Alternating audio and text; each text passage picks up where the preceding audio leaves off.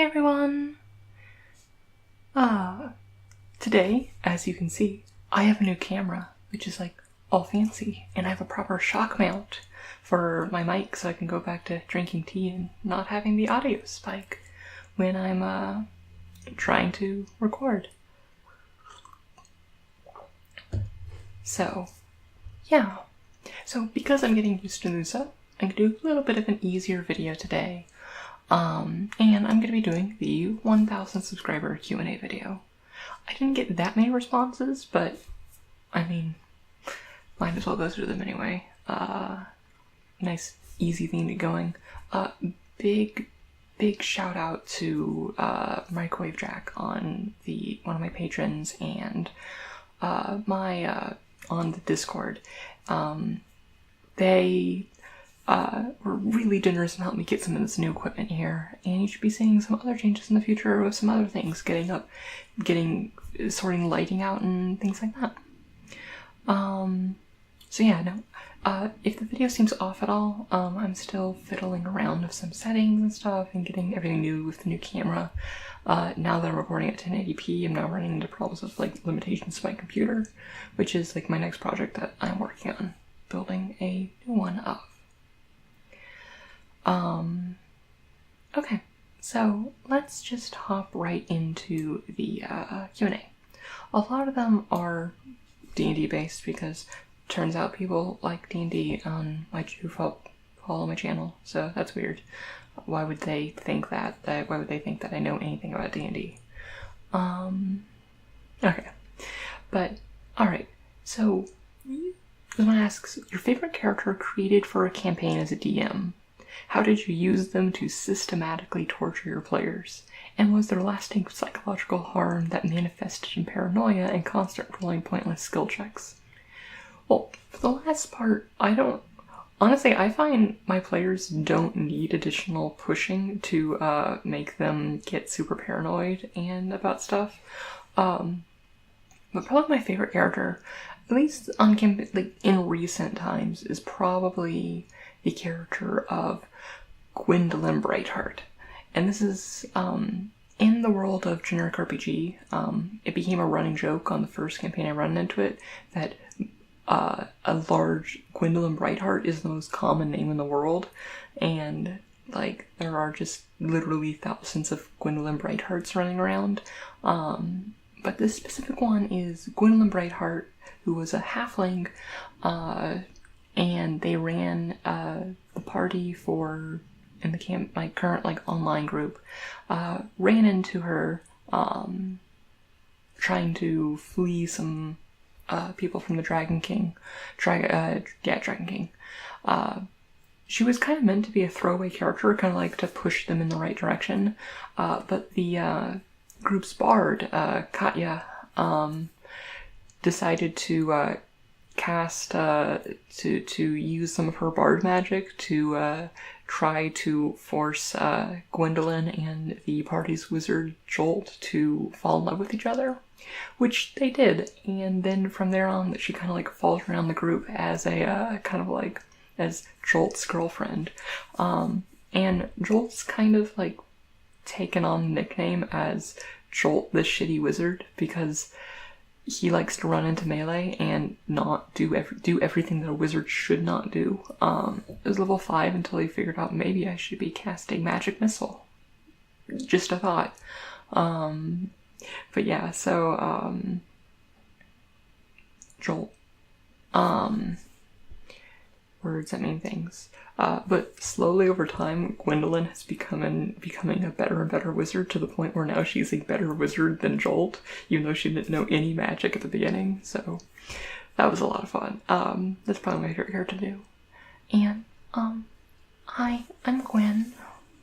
This is the voice I use for Gwen. She's very timid, even though she really could just absolutely destroy you at this point.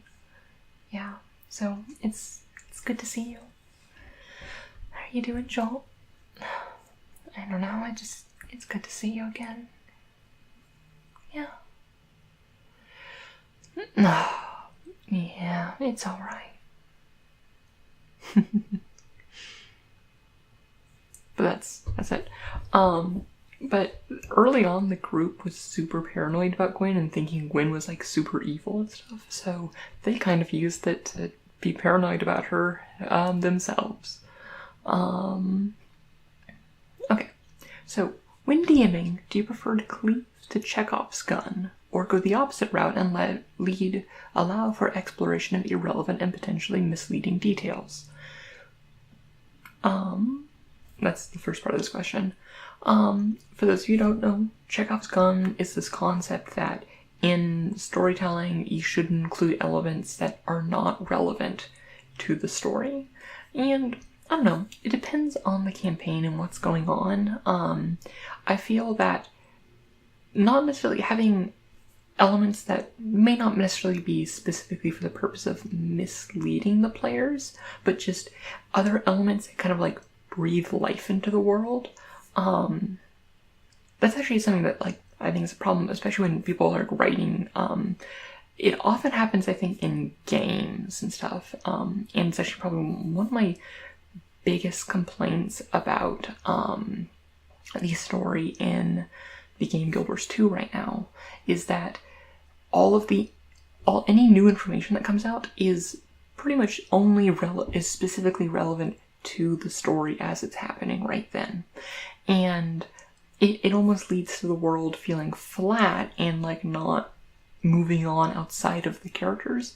And that's something I like to do but my critiques of the Guild Wars 2 story right now is a subject for a different video. But players, I like to have be able to explore the surrounding world and like get details about it, although not specifically trying to mislead them in certain directions, if that makes sense.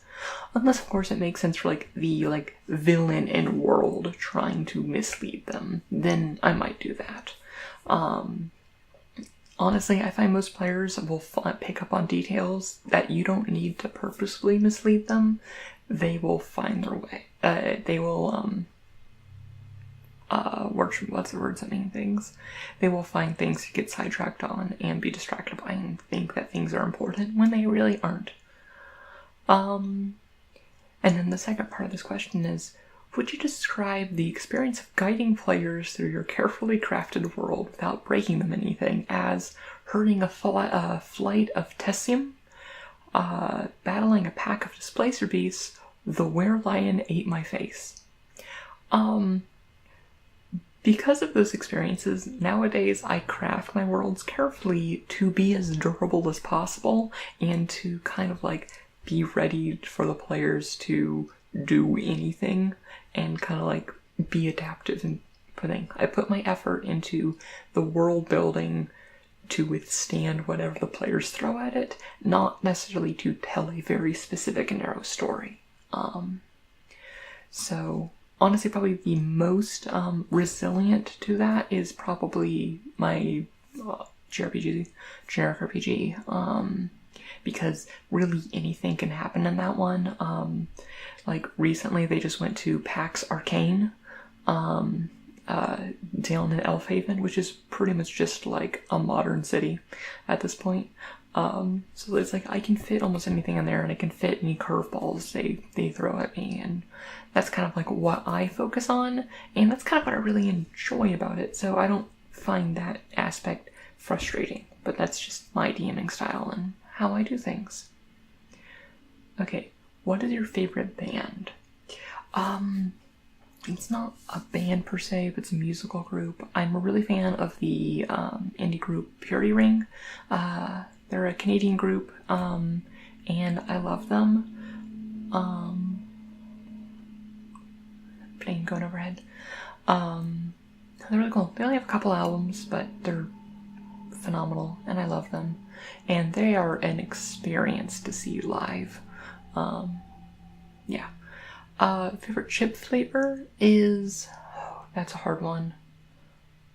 Honestly, probably just tortilla chips. I mean, I was born in Texas, but even though I was raised in, like, Seattle, I always say that, like, the only thing I kept was my taste buds. But, like, my go-to snack is just, like, chips and hot sauce. So, yeah. probably tortilla chips. If you're talking more like a potato chip flavor, probably sea salt and vinegar. I don't know. I understand why why people don't like it, but I personally really like it. Although just plain sea salt, I also am not a fan of. Okay. Are there any events you go to which fans can meet you? Well, words that mean things. I am going to be at GP Seattle, and the beginning of April. I think it's like April 4th through 8th. I'll be cosplaying there and kind of like hanging out, and send me a message if you see me around. I'll be cosplaying Arlen Cord, and yeah, I'll be around there. I don't think I'm going to PAX Prime, but not PAX. Is it PAX Prime? This Seattle PAX at the end of the summer. I'll be there, but I'll be around there. I don't know if I'm going to the main event itself, because I can't justify spending several $100s on a convention that it's not even my favorite convention to go to. And I might be at GP Portland. So I'm not really traveling outside of those areas right now. So yeah, no, those are the main things I'm gonna be at. So if you're gonna be around or in town at the time, pop me a message, and I can see if I can organize, like, especially if it's something, if we can get, like, I don't know, a handful of people, like, at PAX or any of the GPs, and y'all want, like, kind of like, do a small meetup, if we can get enough people, I'd be totally down for that. That being said, I don't think the channel is quite big enough to, like, get the critical mass of people to make that really work. But at either of those GPs, just let me know. And yeah. Although GP Portland, I probably will be competing, so I may not be as free as that one. But Seattle, I will be very free, because I don't want to play standard. Okay. From the way you talk about your RPG things, you seem to mostly play heroic fantasy stuff. True. What do you enjoy from those kind of stories? Do you play other kinds of campaigns? Or just tell us about your campaigns. I do play mostly heroic fantasy, for a couple reasons. One, I love heroic fantasy. It's kind of like my favorite trope. In college, I studied English, and I especially loved, kind of like early English,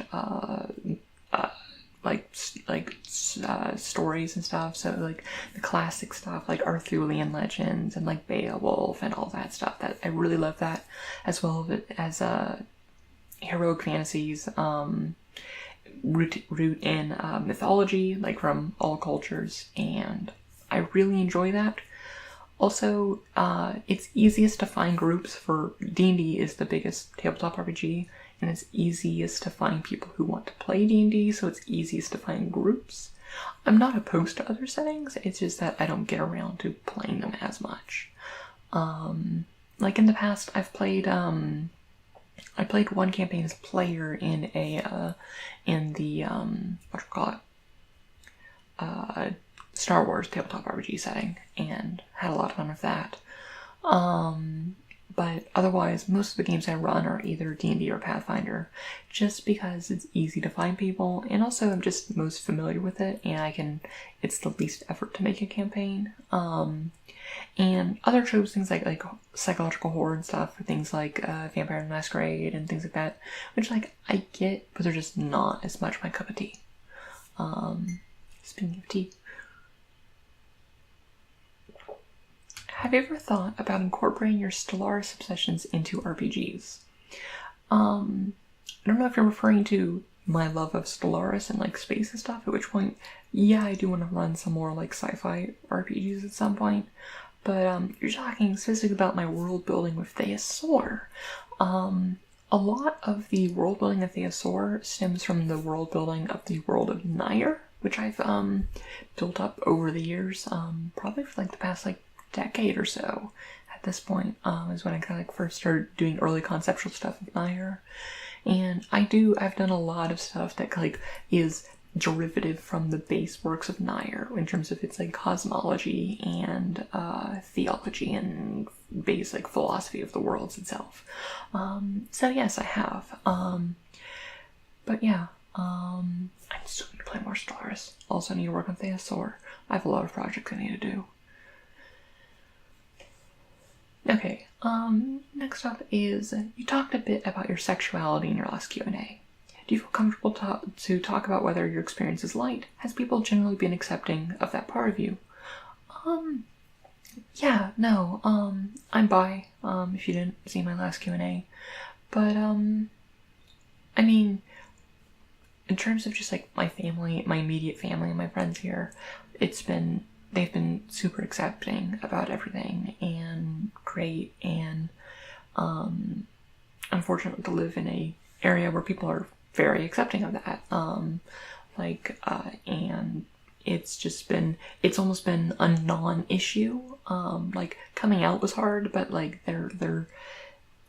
I'm lucky to be in an area where it isn't a constant pressure, and I don't feel out of place that I am gay, or at least partly gay. I am one of those bi people who will often just say that I'm gay because it's easier, and I don't know. I'm lazy. But yeah, no, it's I probably should have thought about this question more before he went into it, but yeah, no, it's been a really strange experience coming to terms with that and working with that, and yeah. Okay, and there was one final question that was actually the first question, where they just asked why, which is just why. That's all that's written, and I feel like my brain is not ready to grasp totally what they're asking, and I'm kind of terrified about the implications. What could it mean?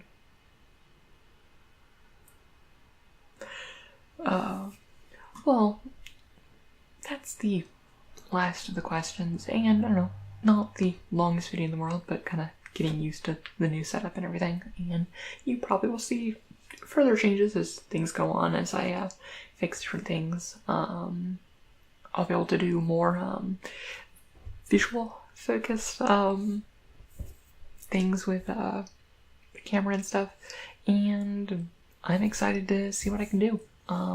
Especially with like better lighting setup. I realize the lighting isn't great here because only one half of my face is lit up and it's flushing it out, but what do you do? Alright. Well, I'll talk to y'all later.